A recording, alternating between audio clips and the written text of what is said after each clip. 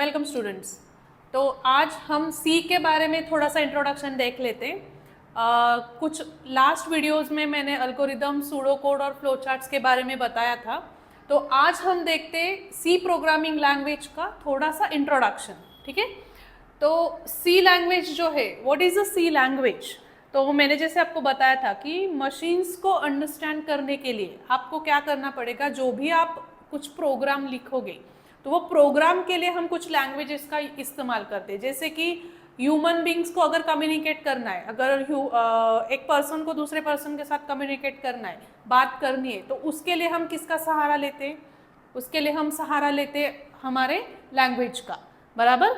वैसे लैंग्वेज मतलब कोई तो भी भाषा का इस्तेमाल करके हम कम्युनिकेशन करते हैं। वैसे ही अगर आपके मशीन को, आपको आपके मशीन के साथ कम्युनिकेट करना है, आपको मशीन के साथ कुछ बातें करनी है या कुछ आपको मशीन का यूज़ करना है, तो मशीन को समझ में आना चाहिए, उसके लिए कुछ लैंग्वेजेस का इन्वेंशन हुआ है। तो उसी में से एक लैंग्वेज है सी लैंग्वेज। तो सी क्या है? It's a general purpose computer programming language. क्या है C? General purpose computer programming language. C is said to be a structure programming language, और उसको और एक नाम है फंक्शन ओरिएंटेड प्रोग्रामिंग लैंग्वेज। अभी इसको फंक्शन ओरिएंटेड या स्ट्रक्चर ओरिएंटेड प्रोग्रामिंग लैंग्वेज क्यों कहा जाता है? क्योंकि कोई बड़ा प्रॉब्लम आपके सामने हो, तो प्रॉब्लम को हम क्या करते हैं, छोटे छोटे हिस्सों में उसको क्या करते हैं, डिवाइड करते हैं। तो वो छोटा जो हिस्सा है, जिसको हमने प्रोग्राम को छोटे हिस्से में डिवाइड किया है, वो छोटे से हिस्से को ही बोला जाता है फंक्शन। ओके, तो ऐसे बहुत सारे छोटे छोटे फंक्शंस हम बनाएंगे और उससे फिर हमारा एक बड़ा सा क्या बनेगा, प्रोग्राम बनेगा। फिर सी को बोला जाता है high level programming language. High level programming language जो कि हमें भी समझ में आती है और मशीन से भी इंटरैक्ट करने के लिए क्या होती है, वो ईजी होती है। ठीक है, then why we should use the C language. अभी सी तो हमें पढ़ना है या सी हमें यूज करना है, लेकिन उसको क्यों सीखना है या उसको क्यों यूज करना है? क्योंकि C language is use to create applications and software. अभी तो आप स्मार्ट बच्चे हो, आपके पास बहुत सारे स्मार्टफोन्स होते हैं, स्मार्ट डिवाइसेस होते हैं। तो स्मार्ट डिवाइसेस में हम सबसे ज़्यादा किसका यूज करते हैं? व्हाट्सएप, फेसबुक, जो भी सोशल मीडिया है। सोशल मीडिया क्या है? जो भी सोशल मीडिया के है वो सारे एप्स है। क्या है? वो सारे एप्स है, एप्लीकेशंस है। तो ये सारे एप्लीकेशंस या कोई भी सॉफ्टवेयर अगर आपको बनाना है तो उसके लिए सी बहुत जगह पे क्या होती है, यूज होती है। फिर इनिशियली सी को डेवलप किया गया था to create a operating system जिसका नाम था यूनिक्स। ओके, तो पहले जो ऑपरेटिंग सिस्टम बनाई गई थी तो उसके लिए सी का इन्वेंशन हुआ था। अभी ऑपरेटिंग सिस्टम का मतलब क्या होता है? ऑपरेटिंग सिस्टम मतलब ऐसी सिस्टम जो मशीन को चलाती है या मशीन को चलने के लिए हेल्प करती है। आपका जो भी कंप्यूटर है, आपका जो भी लैपटॉप है, उसको चलने के लिए, उसको आपको प्रॉपरली जो भी आप इंस्ट्रक्शंस दे रहे हो या वो इंस्ट्रक्शंस को जो भी कम्युनिकेशन है, वो कम्युनिकेशन करने के लिए ऑपरेटिंग सिस्टम का इस्तेमाल किया जाता है। तो पहले जो ऑपरेटिंग सिस्टम यूज हुई थी उसका नाम है यूनिक्स। तो उसको डेवलप करने के लिए सी का इन्वेंशन हुआ था। तो अलग अलग पॉपुलर सॉफ्टवेयर है, जैसे कि लिनक्स ऑपरेटिंग सिस्टम है, पीएचपी है, MySQL है। ये सारे किससे बने हुए हैं? इन सबको बनाने के लिए कौन सी लैंग्वेज का इस्तेमाल किया गया है? वो है सी लैंग्वेज। तो इसलिए हमें सी को पढ़ना बहुत जरूरी है। देन नेक्स्ट है generally C language is use to create. तो सी से हम क्या क्या बना सकते हैं या सी का इस्तेमाल करके हम कौन सी चीजें बना सकते हैं, वो सब आपको दिया हुआ है। जैसे कि सी का यूज करते हैं हम ऑपरेटिंग सिस्टम बनाने के लिए, फिर लैंग्वेज कंपाइलर्स बनाने के लिए, assemblers, interpreters, text editors, network drivers और डेटाबेसेस। इन सारी चीज़ों को बनाने के लिए आप सी का इस्तेमाल कर सकते हो। तो अभी ये जो सी लैंग्वेज था, ये सी लैंग्वेज ऐसे ही डायरेक्टली एक दिन में बना क्या? नहीं। तो सी लैंग्वेज बनने के पीछे थोड़ा सा हिस्ट्री है, जो कि आपके फर्स्ट यूनिट में आपको एक टॉपिक है, हिस्ट्री ऑफ सी लैंग्वेज। तो हिस्ट्री में हम देखेंगे कि लैंग्वेज को डेवलप किया था डेनिस रिची ने। तो ये पर्सन का नाम आपको ध्यान में रखना है। The person was Dennis Ritchie in the year of 1972। तो 1972 में इन्होंने सी का इन्वेंशन किया। तो इनका थोड़ा सा डिटेल आपको दिए गए कि वो बॉर्न कब हुए थे, फिर उनका प्रोफेशन क्या था, कौन सी प्लेस पे थे वो या कहाँ पे वर्किंग उनका होता था। वो थी बेल्स लैब यूएस में। फिर उनको हम फादर ऑफ सी या फादर ऑफ यूनिक्स भी बोलते हैं। Remember his name was Dennis Ritchie. फिर इनको बहुत सारे अवार्ड्स भी दिए गए, आप देख सकते हो स्लाइड्स में, आपको इंटरेस्ट है तो आप रीड कर सकते हो। बहुत सारे अवार्ड्स उनको मिले और उनकी डेथ 12 अक्टूबर 2011 में हुई थी। तो सी के हिस्ट्री के बारे में अगर हम देखते तो पहले डायरेक्टली सी का इन्वेंशन नहीं हुआ, उसके पीछे थोड़ा सा बैक में अगर हम जाते तो बैक में आप देख सकते हो कि पहले जो लैंग्वेज डिजाइन किया गया था वो था CPL, उसको CPL बोलते थे, उसको बोलते कॉमन प्रोग्रामिंग लैंग्वेज, जिसका इन्वेंशन किया गया था बाय मार्टिन रिचर्ड इन 1960s में। फिर उसके बाद आया BCPL। CPL के बाद कौन सा आया? BCPL। BCPL को बोलते हैं हम बेसिक कंबाइंड प्रोग्रामिंग लैंग्वेज, और जिसका इन्वेंशन अगेन सेम पर्सन ने ही किया था, मार्टिन रिचर्ड इन 1966। फिर उसके बाद आई बी लैंग्वेज। तो देखो सी के पहले कौन सी लैंग्वेज क्रिएट हुई थी? बी लैंग्वेज क्रिएट हुई थी। तो बी लैंग्वेज का इन्वेंशन किया था by Ken Thompson and Dennis Ritchie in 1969। उसके बाद फिर ट्रेडिशनल सी आया, जिसको क्रिएट किया गया था बाय डेनिस रिची इन 1972। फिर उसके बाद KNRC, ANSI-C, then ANSI ISO-C, फिर C99। तो आप देख सकते हो कि आज जो आप सी लैंग्वेज पढ़ते हो तो उसके पीछे इतना सारा वर्क किया गया है, बाद में उसका इन्वेंशन हुआ है। ठीक है। Character set. तो कैरेक्टर सेट का मतलब क्या होता है? कैरेक्टर सेट का मतलब होता है characters that can be used in C program. मतलब सी में आप कौन से कैरेक्टर्स को यूज कर सकते हो। अभी कैरेक्टर्स को क्यों यूज करना है? जैसे कि हमने एल्गोरिदम में देखा था, सपोज हमें कोई रेक्टेंगल का एरिया प्रिंट करना है, बराबर, तो हमने वहां पे लेंथ और विड्थ R और W करके हमने कुछ लेटर्स लिए थे। तो वो letters is nothing but what? आपके कैरेक्टर्स। ओके, सो अल्फाबेट्स और लेटर, जैसे कि अपर केस लेटर्स हो, लोअर केस लेटर्स हो, तो ये सब किस में आते हैं? कैरेक्टर सेट में आते हैं। फिर और क्या आता है? कुछ डिजिट्स, जैसे कि decimal digits 0 to 9, all this comes in character set. Then special characters में आपके ऑपरेटर्स आते हैं, प्लस, माइनस, मल्टीप्लाई, डिवाइड। फिर कुछ ब्रासेस आते हैं, curly braces, rectangular braces, than less than, greater than, फिर आपका परसेंट का साइन, इन सब को हम बोलेंगे स्पेशल कैरेक्टर्स। फिर होता है व्हाइट स्पेसेस कैरेक्टर, जैसे कि space, tab, return, new line, ये सब हम देखने वाले, जब भी हम प्रोग्राम्स करेंगे ये सब हम देखने वाले। तो ये सब चीजें किस में आती है? कैरेक्टर सेट में आती है। फिर हम देखेंगे कुछ basic structure of C programme.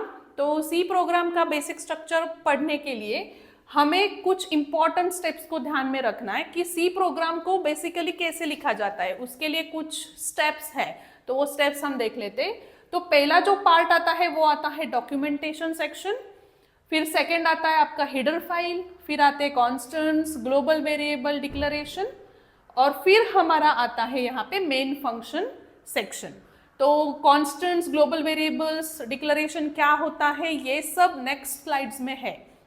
फिर यहाँ पे आप देख सकते हो मेन फंक्शन में आपके जो भी स्टेटमेंट्स है वो स्टेटमेंट्स को आपको लिखना है। अभी मेन फंक्शन का पार्ट क्या है? जब भी आपका सी प्रोग्राम आप लिखोगे, तो सी प्रोग्राम लिखोगे तब सबसे पहले जो भी एग्जीक्यूट होता है वो होता है आपका ये मेन फंक्शन। ये मेन फंक्शन में जो भी आप लिखोगे वो पहले एग्जीक्यूट होगा, फिर जो भी आपके अदर फंक्शंस हैं वो क्या होते हैं? एग्जीक्यूट होते हैं। सो user defined functions and procedures with their body. User defined function मतलब क्या? जैसे मैंने आपको बोला कि आपका अगर कोई बड़ा वाला प्रोग्राम है तो आपको उसको क्या करना है? छोटे छोटे प्रोग्राम्स में डिवाइड करना है। तो छोटे छोटे प्रोग्राम्स या छोटे छोटे जो भी फंक्शंस है वो छोटे छोटे फंक्शंस को ही हम बोलेंगे यूजर डिफाइंड फंक्शन। तो अब हम स्टार्ट करते हैं सी टोकन से। तो सी टोकन का मतलब क्या होता है? टोकन का मतलब होता है it is a smallest individual unit in C program. Smallest individual unit in a C program, इसको हम क्या बोलते हैं? टोकन। क्या बोलते हैं हम उसको? टोकन। तो इसको ध्यान में रखना है आपको, smallest individual unit in a C program, इसको हम बोलेंगे सी टोकन। देन कितने टाइप के टोकन्स होते हैं सी में? तो सी में होते हैं 6 types of token. There are 6 types of token in a C. तो 6 टाइप्स में कौन से आते हैं वो देख लेते हैं हम। तो पहला है आपका कीवर्ड्स। कीवर्ड्स मतलब क्या, जो भी आप यहाँ पे लिखोगे, जैसे कि मैंने फ्लोट लिखा है, वाइल लिखा है, ये सब जो भी मैं लिख रही हूँ यहाँ पे, बहुत और भी बहुत सारे हैं, यहाँ पे सिर्फ हमने एग्जाम्पल लिया है फ्लोट और वाइल का। तो ये जो वर्ड्स है, ये words they are understandable to the machine, उसको हम बोलेंगे कीवर्ड्स। फिर होता है आइडेंटिफायर्स, मेन एंड अमाउंट। इसके बारे में मैंने नेक्स्ट स्लाइड्स में बात किया हुआ है। Will see the keywords and identifier in a detail in next slides. फिर होते हैं कॉन्स्टेंट्स। कॉन्स्टेंट्स मतलब क्या होते हैं, जो भी आपकी वैल्यूज है, जो वैल्यूज चेंज नहीं होने वाली, तो वो पर्टिकुलर वैल्यू को हम क्या बोलेंगे, कॉन्स्टेंट्स। फिर होती है स्ट्रिंग्स। स्ट्रिंग्स मतलब ग्रुप ऑफ लेटर्स बोल सकते हो आप, जैसे कि ABC, यहाँ पे हेलो लिखा है, इसको हम बोलेंगे स्ट्रिंग्स। फिर कुछ स्पेशल सिंबल्स जो कि मैंने कैरेक्टर सेट्स में आपको बताए थे, और कुछ ऑपरेटर्स। तो इन सब को हम क्या बोलेंगे, these are what, C tokens. Remember this, tokens are what, smallest individual unit in a C program, इसको बोलेंगे टोकन। तो ये सारे 6 टाइप के जो टोकन मैंने आपको बताए, ये टोकन्स को आपको ध्यान में रखना है। Again I repeat, keywords, identifier, constants, string, special symbols and operator. So ये जो 6 टाइप्स है, इन 6, ये जो यहाँ पे लिस्टेड आउट है, इन्हीं को हम क्या बोलते हैं, टोकन्स। अभी हम थोड़ा सा डिटेल में जाएंगे about the keyword, a very important thing in a C program. तो सी प्रोग्राम में हमें बहुत सारे कीवर्ड्स का इस्तेमाल करना है। तो कीवर्ड्स क्या होते हैं, तो कीवर्ड्स होते हैं यहाँ पे, they are those words whose meaning is predefined. Again I repeat, words whose meaning is predefined. Predefined का मतलब क्या होता है, प्री डिफाइंड मतलब क्या, ये जो भी यहाँ पे इन्होंने लिस्ट आउट किए, तो ये जो वर्ड्स है, ये words are already known to machine, these are already known to a machine, उसी को हम बोलेंगे कीवर्ड्स। कीवर्ड्स का मतलब क्या होता है, those words which are predefined. आपको इनको अलग से कुछ एक्सप्लेन करने की जरूरत नहीं है, इनको directly machine can understand. Okay, then the programmer can not change the meaning of keyword. आप कीवर्ड का मीनिंग चेंज नहीं कर सकते हो। मतलब क्या, अगर मैं यहाँ पे इंट लिख रही हूँ, INT, इंट, इंट मतलब ये जो कीवर्ड है, ये कीवर्ड कौन से नंबर्स के लिए यूज होता है, इंटीजर के लिए। जो भी इंटीजर है उनके लिए हम INT मतलब इंट यूज करेंगे। तो इंट का यूज आप दूसरे किसी के लिए नहीं कर सकते हो। इंट लिखोगे तो वो क्या अंडरस्टैंड होगा, वो अंडरस्टैंड ये होगा कि आप इंटीजर का इस्तेमाल कर रहे हो। Then how many keywords are there in C, remember this, there are 32 keywords in a C. How many keywords are there? 32. Then all the keywords must be written in lower case. A very important thing, you should write all the keywords in a lower case. Lower case मतलब आपको जैसे upper case में हम alphabets लिखते हैं, वैसे lower case में आप देख सकते हो यहाँ पे जो भी लिस्टेड है, इन सब में लोअर केस लेटर्स यूज किए हुए। देन यहाँ पे कुछ लिस्ट हमें दिया हुआ है, सो we'll see that list. So you can see here list of keywords which are what we can say, they are utilized in C or supported by the C. तो keywords में आप देख सकते हो, you can just have a look at these keywords, int, char, float, double, long, short, many are there. Like I had told you कितने keywords आते हैं, there are 32 keywords. Okay, तो ये 32 यहाँ पे listed out है। तो स्टार्ट करते हैं हम आइडेंटिफायर्स से। तो आइडेंटिफायर्स क्या होते हैं, identifier are the words which are defined by the programmer in a program. तो आपके प्रोग्राम में आप जो भी डिफाइन करोगे उसको हम क्या बोलेंगे, आइडेंटिफायर। अभी डिफाइन करना और डिक्लेयर करना, इन सब के बारे में हम जब प्रोग्राम करेंगे या प्रोग्राम का एक सैंपल देखेंगे, एग्जाम्पल देखेंगे, तब हम उसके बारे में थोड़ा सा डिटेल में देखेंगे। फिलहाल के लिए आप ध्यान में रखना, आइडेंटिफायर्स क्या होते हैं, आइडेंटिफायर्स वर्ड्स होते हैं। क्या होते हैं, पहले तो words which are defined by what, कौन डिफाइन करता है उनको, प्रोग्रामर डिफाइन करता है। कहाँ पे, प्रोग्राम में, तो उसको हम क्या बोलेंगे, identifiers. Then identifier refer to the name of a variable. Identifiers refers to the name of variable, array, function। तो identifier में कुछ भी आ सकता है, आपका वेरिएबल का नाम आ सकता है, आपके एरे का नेम आ सकता है, फंक्शन का आपका नेम आ सकता है, तो उसको हम बोलते हैं आइडेंटिफायर। फिर होता है it consist of letter, digit, underscore. इसका कॉम्बिनेशन आप ले सकते हो कि अगर आपको कोई वेरिएबल को डिक्लेयर करना है, फॉर एग्जांपल मैं आपको एक एग्जांपल देती हूँ तो आपको थोड़ा सा समझ में आएगा। तो अगर हमें कोई हमें आइडेंटिफायर अगर लिखना है, तो सपोज मुझे लिखना है एक वेरिएबल मैं ले रही हूँ यहाँ पे, सपोज मैंने वेरिएबल लिया नंबर 1, ओके। तो नंबर 1 इसको हम बोलेंगे वेरिएबल। तो ये जो वेरिएबल है यहाँ पे आप इसको ऐसे भी लिख सकते हो _1, ओके। तो ये अलग से कंसिडर होगा, ये अलग से कंसिडर होगा, ठीक है। तो इस तरह से आप क्या कर सकते हो, इसमें लेटर्स, डिजिट्स, अंडरस्कोर इनका इस्तेमाल करके आप कोई भी वेरिएबल को डिक्लेयर कर सकते हो। Then first character must be a alphabet, very important, alphabet और अंडरस्कोर। तो हमेशा आप जो भी आइडेंटिफायर डिक्लेयर करोगे तो आइडेंटिफायर का जो भी पहला लेटर होगा या पहला कैरेक्टर जो भी होगा वो कैरेक्टर क्या होना चाहिए, it should be what, alphabet, or it should be what, underscore. Remember this. अब ऐसे स्टार्ट नहीं कर सकते हो 1NO, this is wrong, it will not be taken, okay. Then keywords cannot be used as an identifier। मैंने keywords के बारे में लास्ट स्लाइड में आपको बताया था।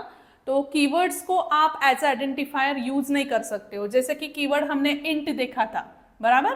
तो इंट को आप यूज नहीं कर सकते हो as what, you can not use this int as what, identifier, okay. You can not use this int as identifier, इसको आप आइडेंटिफायर जैसा यूज नहीं कर सकते हो।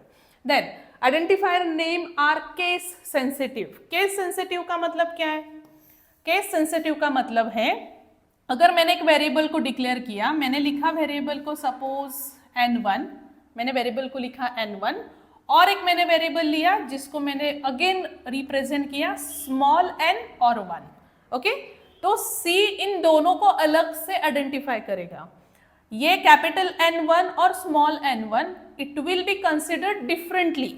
जैसे कि हम बोलते हैं ना कि ये अपर केस में हमने यूज किया है, लोअर केस में यूज किया है, so this will be considered as different variable and this will be considered as different variable, remember this। so name of identifier should be meaningful। कैसा लेना है आपको आइडेंटिफायर, क्योंकि आइडेंटिफायर यूजर डिफाइंड रहेंगे। तो आप जब भी आइडेंटिफायर को यूज करो तो उनको यूज करते वक्त उनको meaning, they should be of meaningful. जैसे हमने एरिया ऑफ रेक्टेंगल में 2 वेरिएबल्स लिए थे, एक था हमारा लेंथ और दूसरा था हमारा विड्थ। तो लेंथ और विड्थ के लिए मैंने क्या लेटर्स यूज किए, L और W। तो इससे सिग्निफाई होता है ना कि मैं लेंथ को यूज कर रही हूँ, विड्थ को यूज कर रही हूँ। दैट्स व्हाई आप जो भी आइडेंटिफायर यूज करोगे वो कैसा होना चाहिए, मीनिंगफुल होना चाहिए। तो बच्चों आज हम स्टार्ट करेंगे यूनिट 1 का very important topic, algorithm flow chart हमने देख लिया है ऑलरेडी।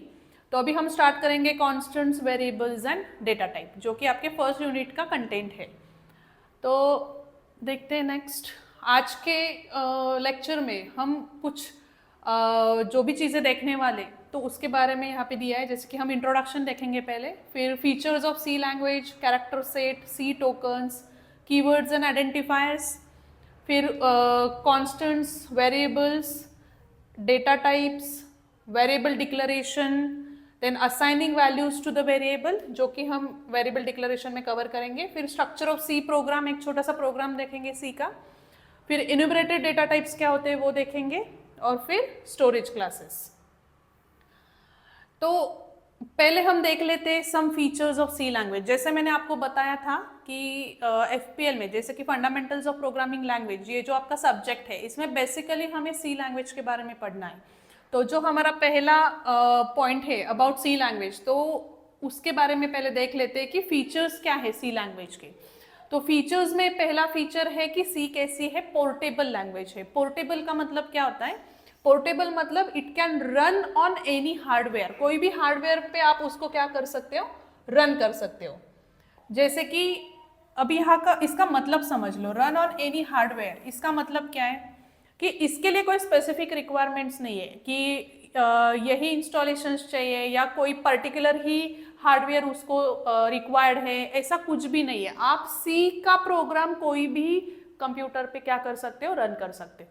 इसलिए इसको बोला जाता है C is a portable language. Okay, then next हम देखेंगे सी डज नॉट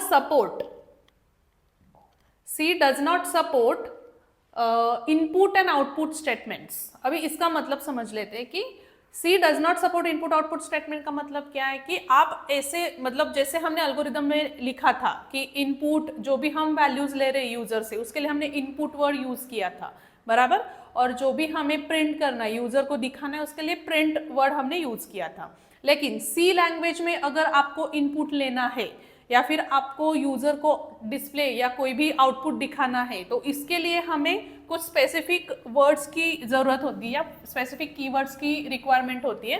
तो स्पेसिफिक कीवर्ड्स में जो आते हैं वो है आपके print F and scan F. इसको ध्यान में रखना है आपको। अभी प्रिंट एफ और स्कैन एफ, इनका यूज कैसे किया जाता है? प्रिंट एफ होता है आपका आउटपुट दिखाने के लिए। जब आपको यूजर को आउटपुट दिखाना है, डिस्प्ले करना है, तब आप यूज करोगे प्रिंट एफ, और उसके बाद जो भी आपको प्रिंट करना है, ये जो आपको दो ब्रैकेट्स दिख रहे हैं, ये ब्रैकेट के अंदर जो भी आपको प्रिंट करना है वो हमें लिखना होता है। और स्कैनएफ जो होता है वो आपको यूज करना है आपके इनपुट के लिए। ओके, तो इनपुट क्या करोगे आप? जो भी वैल्यूज आप यूजर से लोगे उनके लिए आप यूज करोगे स्कैनएफ।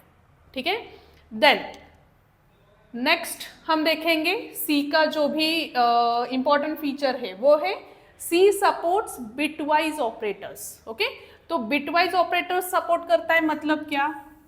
बिटवाइज ऑपरेटर्स आपने शायद से पढ़े होंगे जब आपने 11th-12th किया होगा, तो उसमें हम यूज करते हैं एंड, और, नॉट, इसको हम बोलते हैं बिटवाइज ऑपरेटर। तो जो कि बिट्स के ऊपर काम करते हैं, इसलिए इनको बोला जाता है बिटवाइज ऑपरेटर। एंड और नॉट, इनको भी सी क्या करता है? सपोर्ट करता है। So C supports bitwise operator. Normally these operations do not supported by the higher languages. Higher languages इनको सपोर्ट नहीं करते, लेकिन सी इसको क्या करता है? सपोर्ट करता है। फिर हम नेक्स्ट देखते हैं a very important feature of a C, that is it is a modular language. C is a modular language.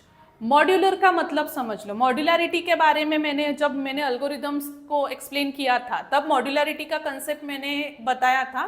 So will just revise it once again. So program written in a form of function, a C program is what. इसमें हम क्या करते हैं? Programme को divide कर देते, छोटे छोटे पार्ट्स में प्रोग्राम को डिवाइड कर देते। सो सी प्रोग्राम जब हम लिखते तो सी प्रोग्राम क्या होता है? ग्रुप ऑफ वन और मोर फंक्शंस होता है। क्या होता है? It's a group of, remember this, it's a group of one और मोर फंक्शन। तो आपका जो भी बड़ा प्रोग्राम है उसको स्मॉल फंक्शंस में क्या करना है? हमें डिवाइड करना है।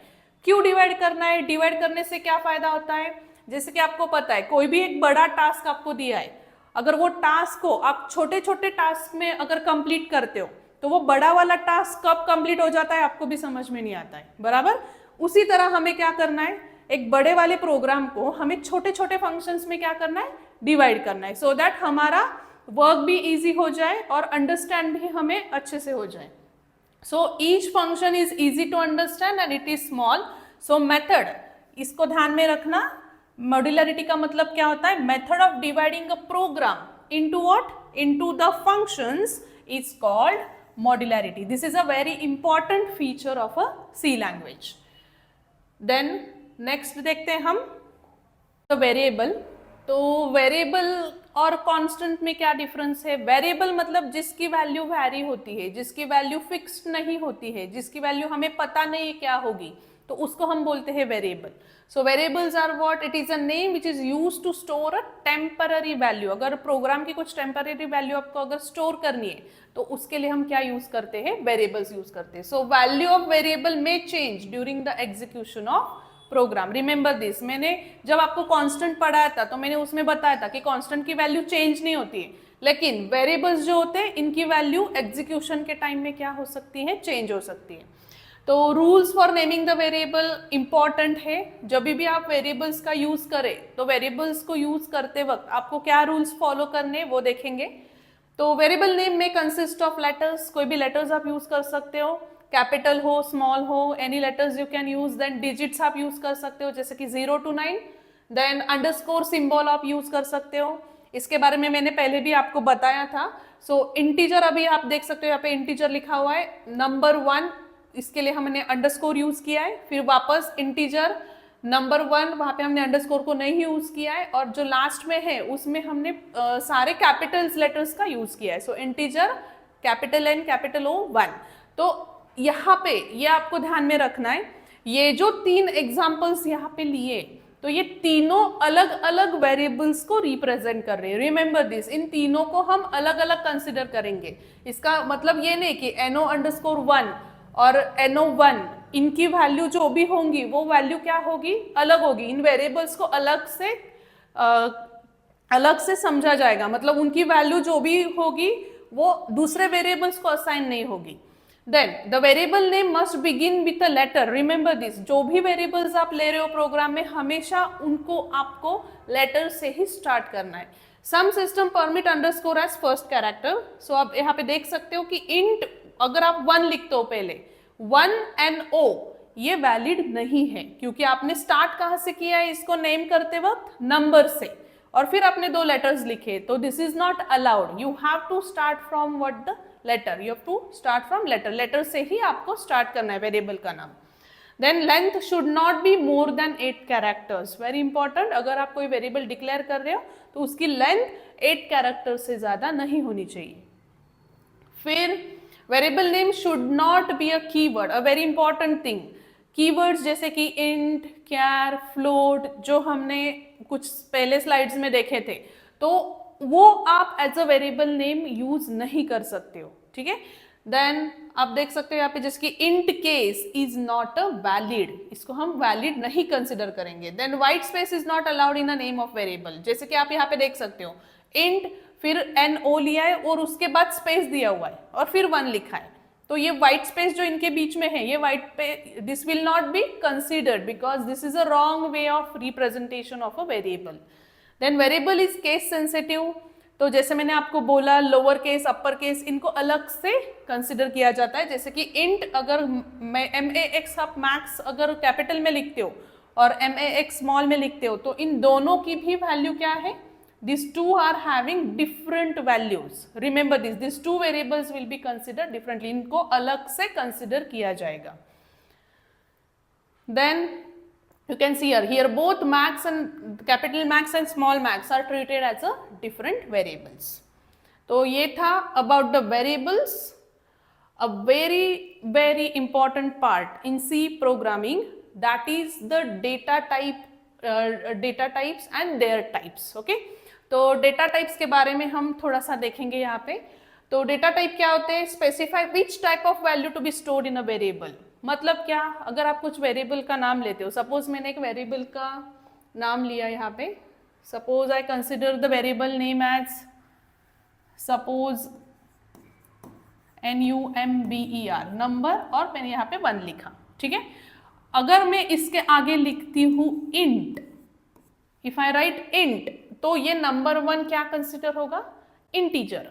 अगर मैं इंटीजर नहीं ले रही हूँ, सपोज मैंने यहाँ पे लिखा सपोज कैर, तो फिर number 1 will be consider as what, char. तो जो भी डेटा टाइप्स है, ये डेटा टाइप्स क्या रिप्रेजेंट करते हैं, वो रिप्रेजेंट करते हैं कि आप वो वेरिएबल में कौन सी वैल्यू स्टोर कर रहे हो, तो उसी को बोला जाता है डेटा टाइप्स।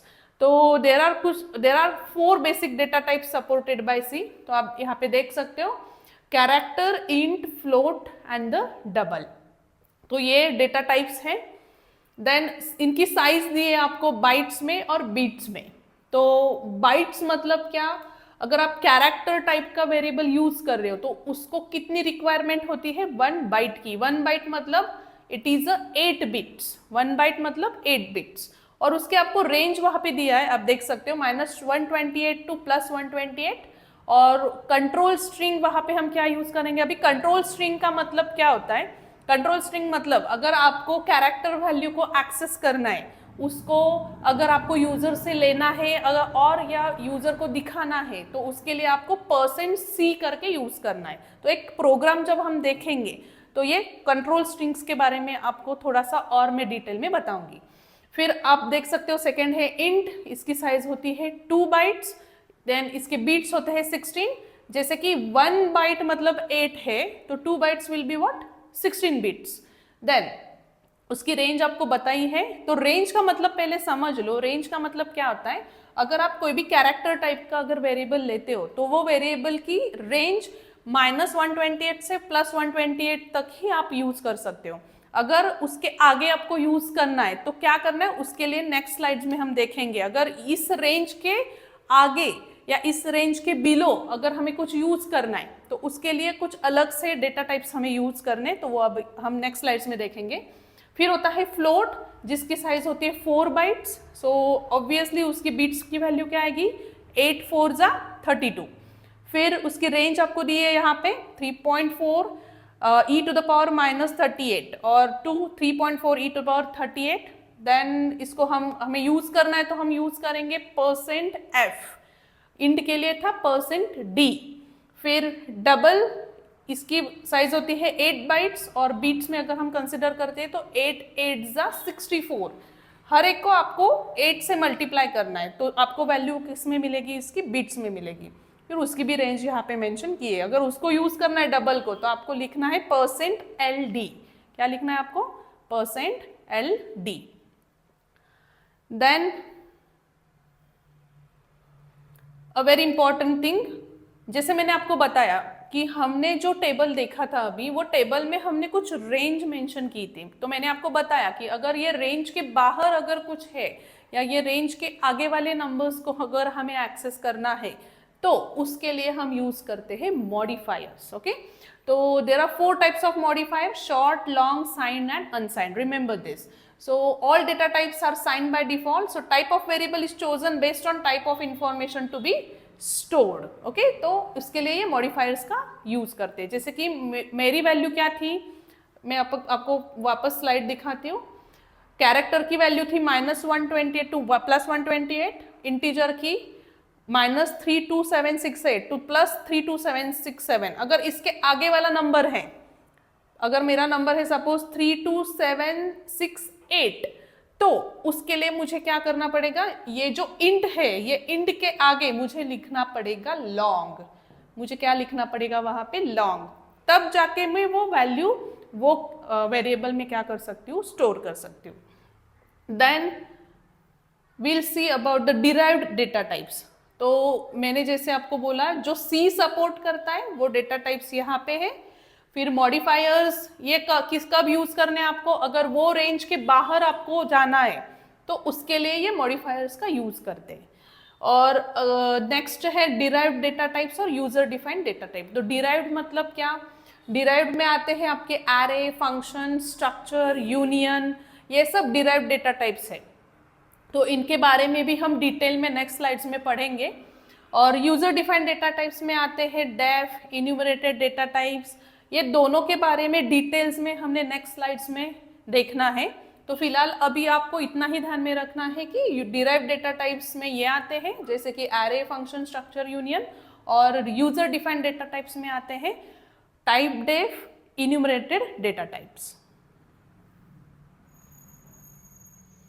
तो अभी टाइप डेफ के बारे में थोड़ा सा डिटेल में देख लेते हैं। तो typedef is what, C provided the facility of defining user defined data type identifier. This can be done with the help of type definition. So this allows the user to define identifier that would represent an existing data type. तो आप क्या कर सकते हो, type def का use करके existing data type को आप क्या कर सकते हो, रिप्रेजेंट कर सकते हो। So we can use this identifier to declare the variables. इनका यूज हमें कब करना है, जब हमको वेरिएबल्स को क्या करना है, डिक्लेयर करना है। तो टाइप डेफ आइडेंटिफायर का सिंटैक्स आप देख सकते हो यहाँ पे। Here type def is a keyword, type is a existing data type, identifier is a new name given to the data type. अभी आप यहाँ पे देख सकते हो एग्जाम्पल में, यहाँ पे लिखा हुआ है टाइप डेफ, फिर मैंने यहाँ पे यूज किया है इंट और फिर मैंने उसके बाद यूज किया है यूनिट्स। तो टाइप डेफ इंट यूनिट्स ऐसे करके आप ये यूनिट्स जो है इसको एज अ वेरिएबल आप डिक्लेयर कर सकते हो। लेकिन फिर हमें टाइप डेफ क्यों यूज करना है, तो इसके बारे में थोड़ा सा डिटेल में देख अभी हम देखेंगे। मैंने जैसे आपके साथ बात की थी कि तो हमें देखना है कि टाइप डेफ इन सी इसको कैसे यूज करना है। तो टाइप डेफ क्या होता है, basically typedef is a keyword use in C programming to provide some meaningful names to the already existing variable. याद रखना कि हमें क्या करना है, यहाँ पे जो ऑलरेडी एग्जिस्टिंग वेरिएबल्स है जो ऑलरेडी हमने डिक्लेयर किए हुए हमारे प्रोग्राम में, अगर उनको आपको कुछ अलग से सम मीनिंगफुल नेम्स आपको अगर देने हैं तो उसके लिए हम टाइप डेफ का इस्तेमाल करते हैं। तो it behaves similarly as we define alleles for the commands. So in short we can say that this keyword is used to redefine. Understand this, हमें क्या करना है यहाँ पे, हमें जो भी हमारा existing variable है उस existing variable को हमें redefine करना है। जो भी हमारा existing variable है we want to redefine the name of that already existing variable। तो इसको हम एक example से समझते हैं। हे मधलं कट करून टाका ना।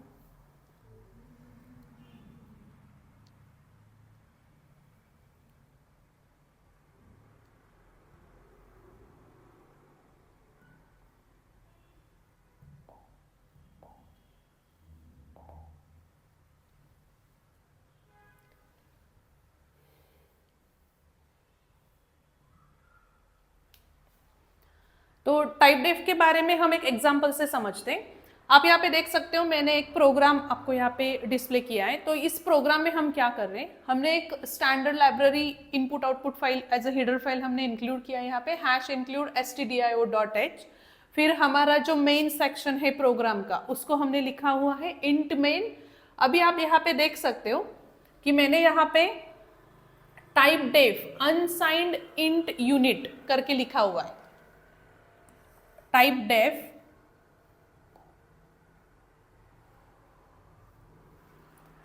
Def unsigned integer unit. तो अभी मैंने यहाँ पे क्या किया है, यूनिट ये मेरा वेरिएबल है, कौन से डेटा टाइप का है वो इंटीजर। फिर उसके आगे मैंने अनसाइंड लिखा है, अनसाइंड मतलब उसको कुछ भी साइन हमने अभी दिया नहीं है, और उसके आगे मैंने लिखा हुआ है टाइप डेफ। अभी आप अगर नीचे देखते हो तो नीचे क्या दिख रहा है आपको, यूनिट। अभी मैंने क्या किया है, ये जो मैंने सब यहाँ पे डिक्लेयर किया है, तो यूनिट को अभी हम क्या करेंगे, एज अ डेटा टाइप करके यूज करेंगे। ये बात समझ लो, this is a very important. Type def का कंसेप्ट समझ लो। टाइप डेफ का मतलब क्या है, जो वेरिएबल आपने ऑलरेडी डिक्लेयर किया हुआ है, जो वेरिएबल आपने यहाँ पे दिखाया हुआ है, डिक्लेयर किया हुआ है, उस वेरिएबल को एज अ डेटा टाइप आप ले सकते हो। जैसे कि typedef unsigned int unit हमने लिखा है, तो यूनिट कौन से डेटा टाइप का हो गया, इंटीजर, बराबर। तो अभी हम क्या करें, यूनिट को लेके यहाँ पे यूनिट का यूज करके और दो वेरिएबल्स हम यहाँ पे डिक्लेयर कर रहे हैं।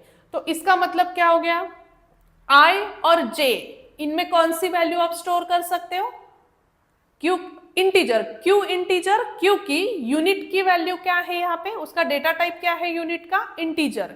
इसलिए यूनिट को जब आप यहाँ पे इस्तेमाल करते हो फॉर आई एंड जे, तो आई एंड जे भी हमारे और वेरिएबल्स ही हैं, लेकिन वेरिएबल्स का डेटा टाइप क्या होगा, इंटीजर ही होगा। तो जैसे कि आप देख सकते हो आई की वैल्यू मैंने यहाँ पे 10 ली है, जे की वैल्यू मैंने 20 ली है, तो फिर हम उसकी वैल्यूज को प्रिंट कर रहे हैं। जैसे कि आप देख सकते हो मैंने बताया था आपको कि अगर आपको इंटीजर वैल्यू को प्रिंट करना है तो हमें %d लेना है, फिर हम यहाँ पे लिख रहे हैं आई और वैल्यू ऑफ जे %d और j और रिटर्न 0। तो आप यहाँ पे देख सकते हो आई की वैल्यू क्या डिस्प्ले हुई है यहाँ पे 10 और जे की वैल्यू क्या डिस्प्ले हुई है 10। तो इस तरह से आप क्या कर सकते हो, वेरिएबल्स का ही इस्तेमाल करके आप और अलग वेरिएबल्स को क्या कर सकते हो, डिक्लेयर कर सकते हो। लेकिन उसके लिए आपको वो वेरिएबल को क्या डिक्लेयर करना पड़ेगा, एज अ टाइप डेफ। आज हम स्टार्ट करते हैं variable declaration and assigning the values to the variable. तो वेरिएबल्स को आपको कैसे डिक्लेयर करना है, उनको वैल्यूज कैसे असाइन करना है, उनके बारे में थोड़ा सा देखते हैं। तो सी वेरिएबल, वेरिएबल के बारे में मैंने बताया था, जैसे कि वेरिएबल क्या होता है, जिसकी वैल्यू फिक्स नहीं होती, जिसकी वैल्यू प्रोग्राम के एग्जीक्यूशन के वक्त क्या होती है, चेंज होती है, उसको हम क्या बोलते हैं, वेरिएबल। तो C variable must be declare before using it in a program. तो उसको आपको पहले क्या करना है, डिक्लेयर करना है उसको प्रोग्राम में यूज करने से पहले।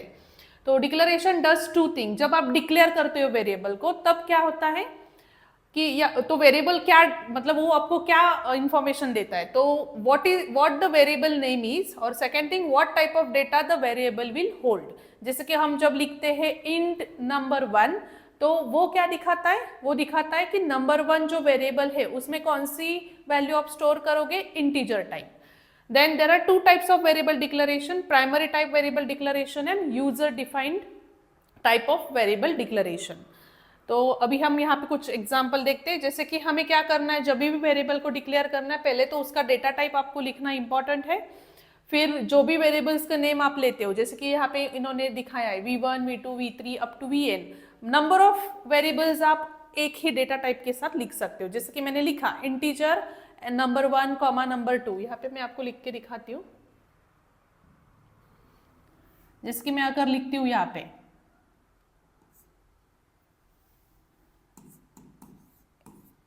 इंटीजर, सपोज मैंने लिखा n1 comma n2 comma n3, तो ये तीनों वेरिएबल्स जो है, इन तीनों वेरिएबल्स में कौन सी वैल्यू आप स्टोर कर सकते हो, integer type. Okay, then next है this is a primary type variable declaration, so declaration statement must end with a semicolon, a very important thing। जब भी आप वेरिएबल्स, जितने भी वेरिएबल्स आपको लेने उनके आपको जैसे मैंने आपको दिखाया n1 n2 n3, और उसके बाद आपको क्या देना है, यहाँ पे सेमीकोलन देना है, ठीक है।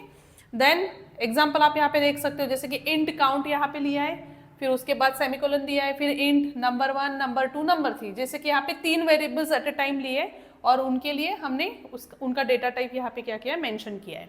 तो उसके बाद आपको सेमीकोलन देना है, फिर डबल और रेशो। तो यहाँ पे आप देख सकते हो how to declare a variable in a C program, उसके बारे में एक एग्जांपल के साथ मैंने एक्सप्लेन किया है। फिर नेक्स्ट हम देखते हैं assigning values to a variable. Suppose आपके प्रोग्राम में अगर आपको वो वेरिएबल को कोई वैल्यू असाइन करनी है, वैल्यू मतलब कोई नंबर आपको असाइन करना है, तो वो वैल्यू को कैसे डिक्लेयर करना है, once variable is declare it can assign a value in the program. तो उसके लिए हमें असाइनमेंट ऑपरेटर इक्वल टू जो हमारा साइन होता है, तो इक्वल टू साइन को ही हम बोलते हैं assignment operator is used to assign a value to what, variable. तो आप यहाँ पे देख सकते हो, पहले हमें क्या करना है, वो वेरिएबल का जो भी आप नेम ले रहे हो तो वो नेम आपको लेना है, वेरिएबल नेम, और उसके आगे इक्वल टू साइन करके उसकी वैल्यू आपको पुटअप करनी है और बाद में आपको सेमीकोलन देना है। तो एग्जाम्पल के साथ समझते हैं इसको। एग्जाम्पल देखिए, मैंने यहाँ पे लिखा है इंट a, तो आप यहाँ पे देख सकते हो इंट a, और a को मैंने वैल्यू असाइन की है 10। तो यहाँ पे क्या कर सकते हैं हम, ये जो इंट है, इंट के बाद में वेरिएबल का नाम लिखा है और फिर इस वेरिएबल को इक्वल टू, इसको बोलेंगे असाइनमेंट ऑपरेटर। तो इसके बाद इसकी वैल्यू कितनी है 10 और उसके बाद सेमीकोलन, मतलब a को आपने कितनी वैल्यू असाइन की है 10। So we can also assign a value to a variable at the time of declaration. तो डेटा टाइप, तो इसका जो सिंटैक्स आप बोल सकते हो, सिंटैक्स क्या है, आपको तो पहले डेटा टाइप लिखना है, जैसे आपने यहाँ पे इंट लिखा है, फिर आपको वेरिएबल नेम लेना है जैसे हमने a लिया है, और उसके बाद उसमें जो भी वैल्यू आपको स्टोर करनी है तो वो वैल्यू को हमने यहाँ पे लिया है जैसे कि 10। सिंबॉलिक कॉन्स्टेंट्स क्या होते हैं, जो जनरल सिंटैक्स है डिफाइनिंग द सिंबॉलिक कॉन्स्टेंट्स, उसका सिंटैक्स पहले देख लेते हैं। तो सिंबॉलिक कॉन्स्टेंट्स के बारे में थोड़ा सा पहले बताया था मैंने। तो जैसे कि पाई का वैल्यू होता है, पाई का वैल्यू होता है 3.14, तो उसको अगर आपको डिफाइन करना है तो उसके लिए हम ये सिंबॉलिक कॉन्स्टेंट्स का यूज करते हैं। तो सिंटैक्स में आपको क्या करना है, आपको पहले ये हैश डालना है, फिर define symbolic name then value of that constant. ये सिंटैक्स को आपको ध्यान में रखना है। क्या करना है, पहले आपको हैश लिखना है, फिर उसके बाद ये डिफाइन वर्ड लिखना है, फिर जो भी सिंबॉलिक नेम होगा, जैसे कि मैंने बोला आपको पाई, तो ये पाई मेरा सिंबॉलिक नेम हो गया। फिर उसकी वैल्यू कितनी है 3.14, तो 3.14 उसकी वैल्यू आपको आगे लिख देनी है, ठीक है। Then hash define is a preprocessor directive which is used to define symbolic constant. अगर कोई भी सिंबॉलिक कांस्टेंट अगर आपको डिफाइन करना है आपके प्रोग्राम के लिए, तो उसके लिए ये hash define pre processor directive use करना बहुत इंपॉर्टेंट है। Rules of defining symbolic constant, जैसे मैंने आपको पहले वीडियोस में बताया था कि सिंबॉलिक कांस्टेंट्स का मतलब क्या होता है, कुछ वैल्यूज हम कांस्टेंट करके डिफाइन करते हैं, तो उसको हम बोलते हैं सिंबॉलिक कांस्टेंट्स। फॉर एग्जांपल पाई की वैल्यू जो होती है वो होती है 3.14, तो वो वैल्यू जो है उसको हम क्या बोलेंगे, सिंबॉलिक कांस्टेंट। तो अभी जब आपको सिंबॉलिक कांस्टेंट्स प्रोग्राम में यूज करने, तब आपको क्या करना है, आपको कुछ रूल्स को फॉलो करना है। तो वो रूल्स हम देख लेते हैं। तो पहला रूल है, rules for naming symbolic constants are same as rules for naming variable. Variables के रूल्स मैंने पहले वीडियोस में बताए। तो जो रूल्स आप वेरिएबल्स को नेमिंग के लिए यूज करते हो, वही रूल्स आपको सिंबॉलिक कांस्टेंट्स के लिए यूज करने हैं। So symbolic names are written in capital letters to distinguish them from the normal variable. तो आपको क्या करना है, जब आप सिंबॉलिक कांस्टेंट्स को डिफाइन करते हो तो आपको उनको कैपिटल लेटर्स में लिखना है। क्यों कैपिटल लेटर्स में लिखना है, ताकि जो भी आपने नॉर्मल वेरिएबल आपके प्रोग्राम में यूज किए, तो वो नॉर्मल वेरिएबल और सिंबॉलिक कांस्टेंट, इनको आपको अगर डिस्टिंग्विश करना है तो आपको उनको कैपिटल लेटर्स यूज करने। फिर there should be a no blank space between the bound sign that is hash and the word define. तो आपको कोई भी ब्लैंक स्पेस नहीं देनी, मतलब जब आप हैश लिखते हो, हैश के बाद आपको वर्ड लिखना होता है डिफाइन, तो हैश और डिफाइन के बीच में आपको स्पेस नहीं देनी है। ठीक है, ये ध्यान में रखना है आपको। Hash must be first character in the line, हमेशा ध्यान में रखना। अगर आपको सिंबॉलिक कांस्टेंट्स यूज करने, तो आपको सिंबॉलिक कांस्टेंट्स को यूज करने के लिए हैश से स्टार्ट करना है। तो हमें ब्लैंक स्पेस कब देनी है, ब्लैंक स्पेस के लिए हमें हैश डिफाइन और बाद में जब आप सिंबॉलिक नेम यूज करोगे तो उन दोनों के बीच में हमें क्या देना है, स्पेस देना है। जैसे कि हमने डिफाइन किया यहाँ पे हैश, सपोज मैंने यहाँ पे लिखा हैश, और इन दोनों के बीच में there is no space, you should not write any space in between them, should not give any space, hash define. उसके बाद आपका जो भी सिंबॉलिक नेम है, सिंबॉलिक नेम यहाँ पे हमने लिया पाई, तो इन दोनों के बीच में आपको स्पेस देनी है। और उसके बाद यहाँ पे जो भी वैल्यू आप असाइन करोगे, जैसे कि 3.14, तो इन दोनों के बीच में भी आपको क्या देना है, स्पेस देना है। ठीक है, तो हैश डिफाइन वर्ड के बीच में नहीं देना है, और उसके बाद जो भी सिंबॉलिक नेम होगा उसमें और डिफाइन में देना है, और बाद में जो भी वैल्यू आप असाइन कर रहे हो उन दोनों के बीच में भी आपको स्पेस देनी है। ठीक है, फिर नेक्स्ट हम देखते हैं, hash define statement must not and with a semicolon. Hash define के बाद जो भी आप कांस्टेंट या जो भी वैल्यू असाइन करोगे, आपको पता है कि सी प्रोग्रामिंग जब भी हम करते तो प्रिंटफ, स्कैनफ जो भी हम यूज करते उसके बाद में सिंटैक्स में आपको सेमीकोलन देना होता है। तो सेमीकोलन यहाँ पे रिक्वायर्ड नहीं है आपको, अगर आप सेमीकोलन दोगे तो आपको वो सिंटैक्स एरर दिखाएगा। तो हैश डिफाइन के बाद you should not use any semicolon, remember this. Then after defining symbolic constant they should not be assign any other value in the program. हमेशा ध्यान में रखना, अगर पाई की वैल्यू आप 3.14 डिफाइन कर रहे हो, तो बाद में जब आप उसको प्रोग्राम में यूज कर रहे हो, तो प्रोग्राम में यूज करते वक्त पाई की वैल्यू आपको चेंज नहीं करनी, क्योंकि आपने उसको 3.14 ऑलरेडी डिफाइन किया हुआ है। तो you can not change that value during your next execution of a program. Then there is no need to declare data type for symbolic constant. Data type depends on type of constant. तो जैसे कि data type के बारे में मैंने पहले भी आपको बताया है, जैसे कि इंटीजर है, फ्लोट है। तो अभी पाई की अगर हम वैल्यू कंसिडर करते तो पाई की वैल्यू क्या है, 3.14। एक्चुअली ये वैल्यू फ्लोट वैल्यू है, लेकिन जब भी आप कोई भी सिंबॉलिक कांस्टेंट को डिफाइन करते हो तो उस वक्त आपको कोई भी डेटा टाइप लिखने की जरूरत नहीं है, आपको डेटा टाइप लिखना नहीं है।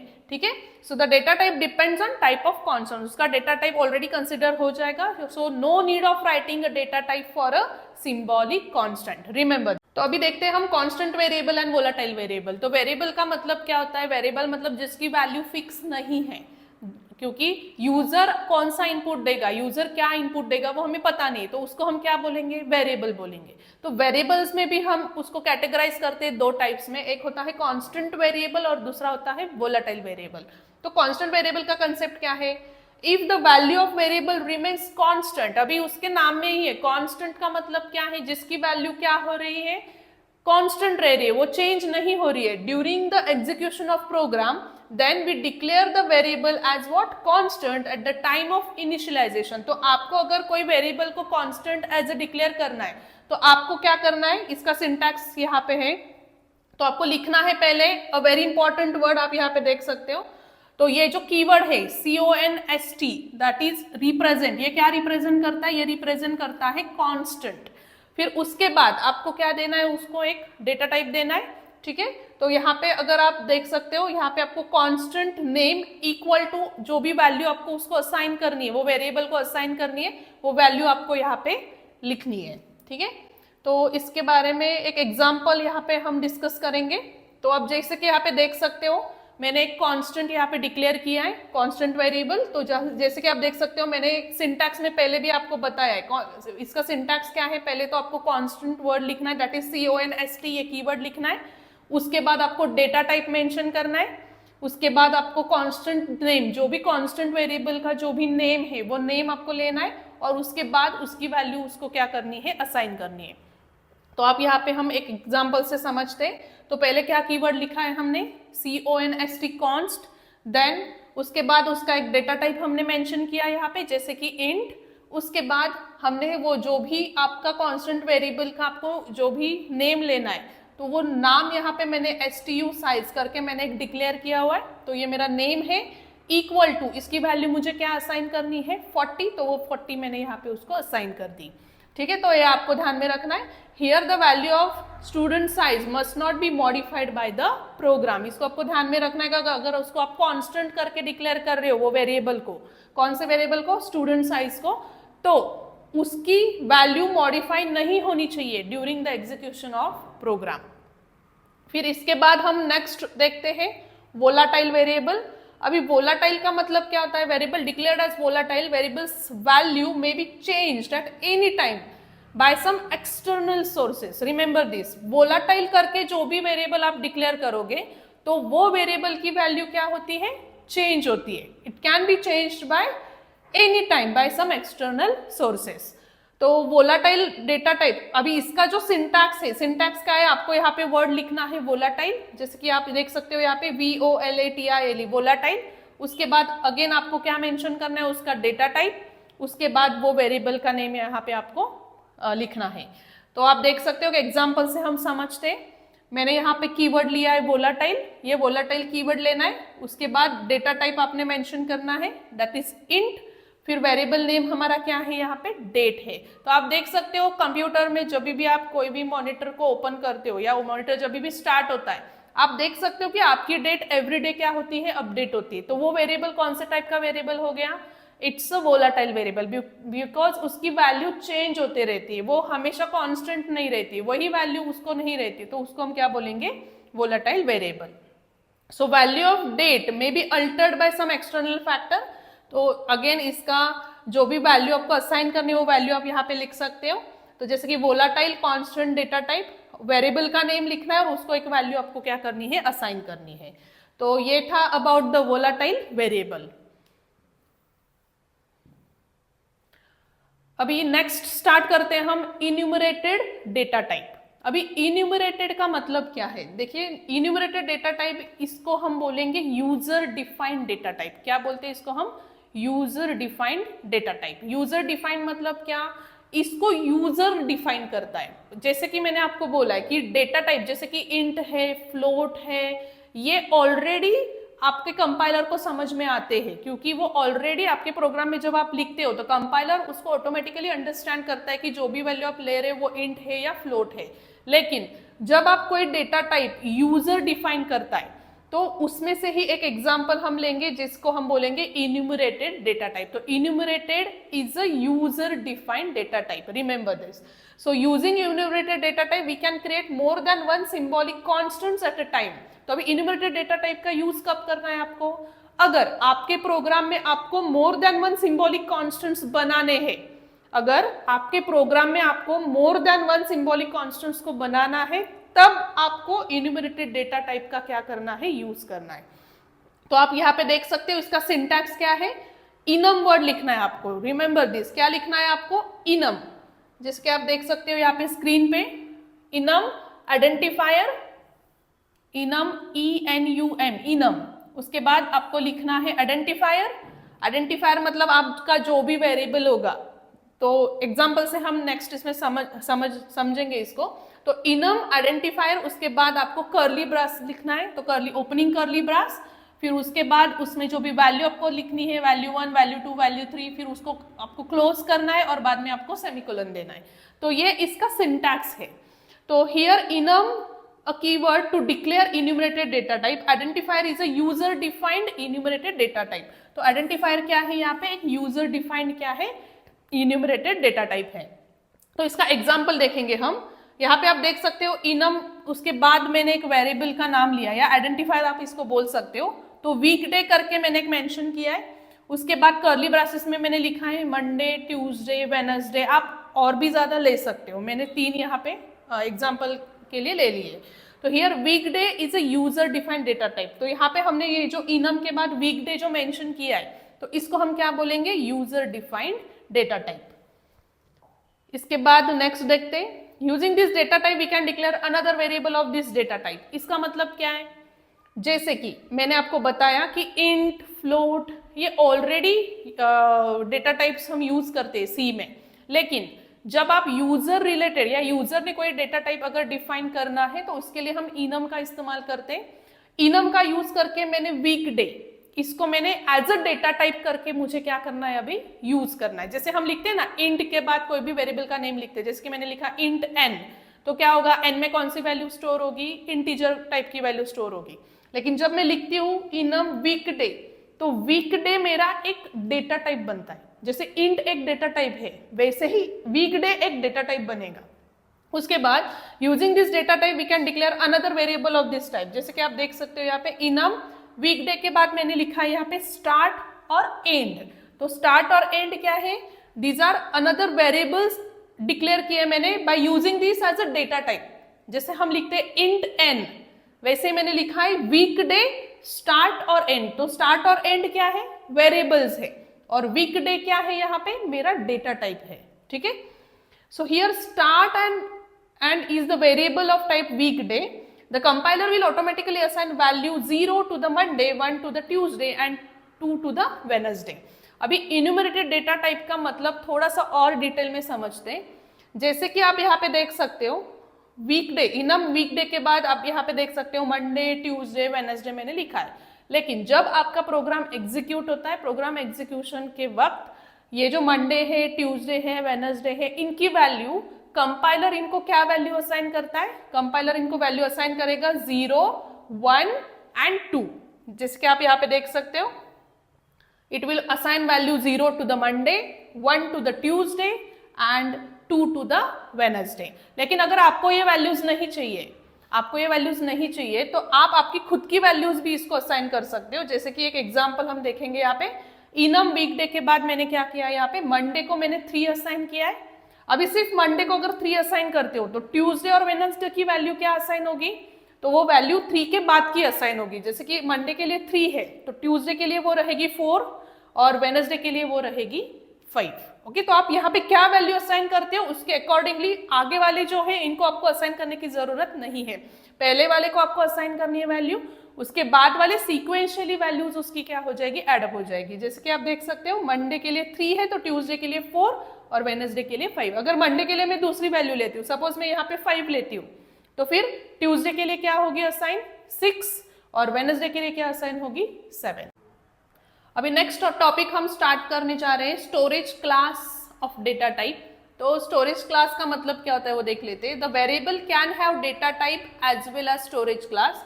Storage class of variable provide information about location and visibility of the variable. तो स्टोरेज क्लास हम क्यों यूज करते हैं, क्योंकि स्टोरेज क्लास आपको क्या प्रोवाइड करता है, एक इंफॉर्मेशन प्रोवाइड करता है।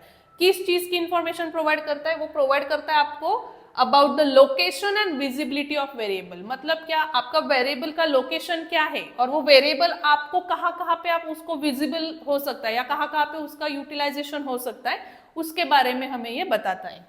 तो it describes the scope and life time of variable. C supports 4 type of storage class. तो स्टोरेज क्लास को आपको ध्यान में रखना है। स्टोरेज क्लास क्या बताता है, आपको एक इंफॉर्मेशन बताता है। किस चीज की information, about the location and visibility of the variable. तो 4 टाइप के स्टोरेज क्लास सी सपोर्ट करता है। तो पहला है auto.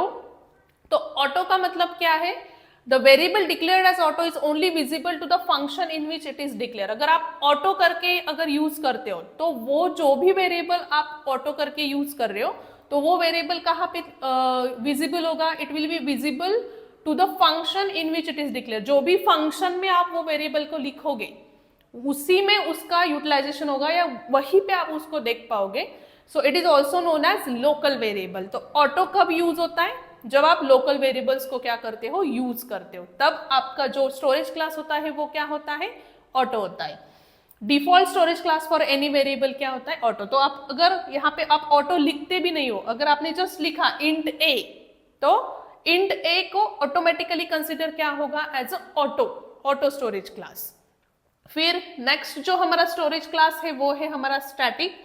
The variable declared as static is only visible to the function in which it is declared, but it retain its value even after control transfer to the calling function। मतलब क्या? अगर आप कोई वेरिएबल को declare करते हो as a static, तो static का मतलब क्या होता है? वो उसकी विजिबिलिटी वो फंक्शन में होगी जिसमें आपने उसको डिक्लेयर किया है।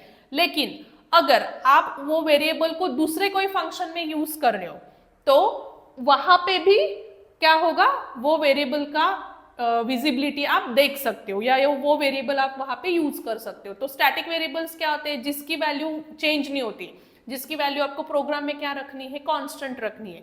तो उस वक्त आपका स्टोरेज क्लास क्या होता है? इस्तेमाल एज अ स्टैटिक, जिसके हम यहाँ पे देख सकते हो स्टैटिक इंट ए। फिर नेक्स्ट हमारा स्टोरेज क्लास है एक्सटर्न।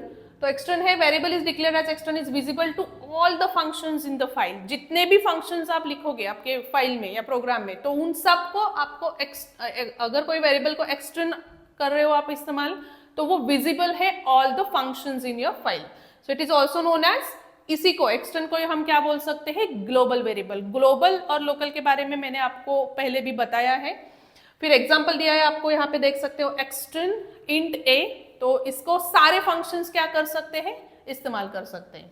और हमारा लास्ट जो स्टोरेज क्लास है वो है रजिस्टर। तो अगर कोई वेरिएबल को आप रजिस्टर करके अगर डिक्लेयर करते हो, is only visible to the function in which it is declare, but the value of variable is stored in a register to it can be access faster as compare to the other variable. अभी ये ध्यान में रखो कि register का मतलब क्या होता है? अगर कोई variable as a register declare करते हो तो उसको एक्सेस करना क्या हो जाता है? इजी हो जाता है, या उसको आप कंपैरेटिवली अदर वेरिएबल्स के कंपैरिजन में उसको आप जल्दी से क्या कर सकते हो? एक्सेस कर सकते हो। फास्टर आप उसको क्या कर सकते हो? एक्सेस कर सकते हो। तो उसके लिए ये रजिस्टर स्टोरेज क्लास का क्या होता है? इस्तेमाल होता है। तो इसको हम लोकल वेरिएबल करके भी बोल सकते हैं। तो यहाँ पे हमारा first unit of FPL and होता है। तो फर्स्ट यूनिट में जितने भी टॉपिक्स हैं वो सब टॉपिक्स हमने वीडियो में कवर किए। So try to see this videos. Thank you.